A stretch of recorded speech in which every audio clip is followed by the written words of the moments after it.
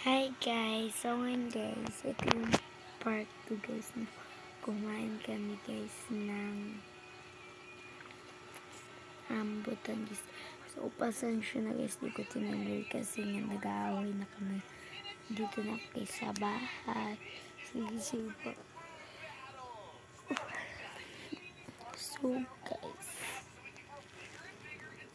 So guys, yan, nag-aaway sila. Kwento ko pala guys. So nag-umiyak guys. Naghabulan kami guys. Kasi guys, naghabulan kami. Inano ko sila is para mag-sorry kami yung dalawa lahat. Napaka-OA na kayo. Nabol ng tao. Tapos napikon ako guys. Wala na guys. Nag-out na ko. Pero di namin tinigay yung paghabol namin sa kanya guys.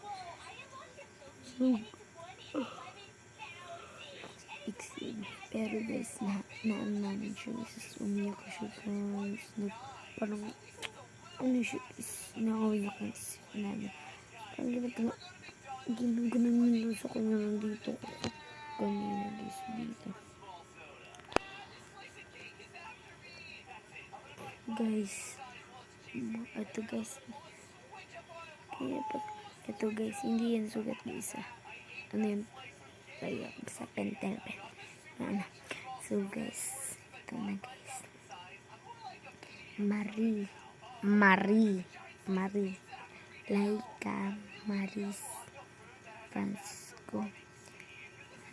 Kung napapangnaman to, ang gusto kong sabihin sa'yo, sana naman no, bakit best friend mo ko, tapos dumating dyan si Pisik,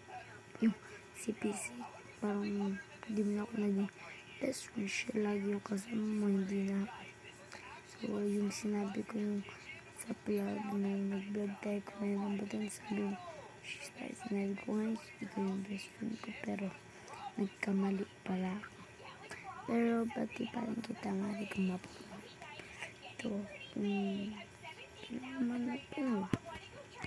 So, bye.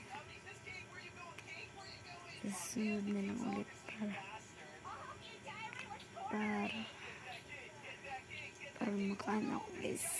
So, guys, panoodin nyo lahat. Mag-share and subscribe na kayo at may comment. Sana umabot tayo ng maraming likes. Subscribers.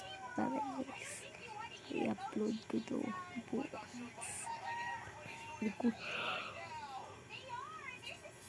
ko pa guys in-upload yung kumain ng buto. So, bye guys.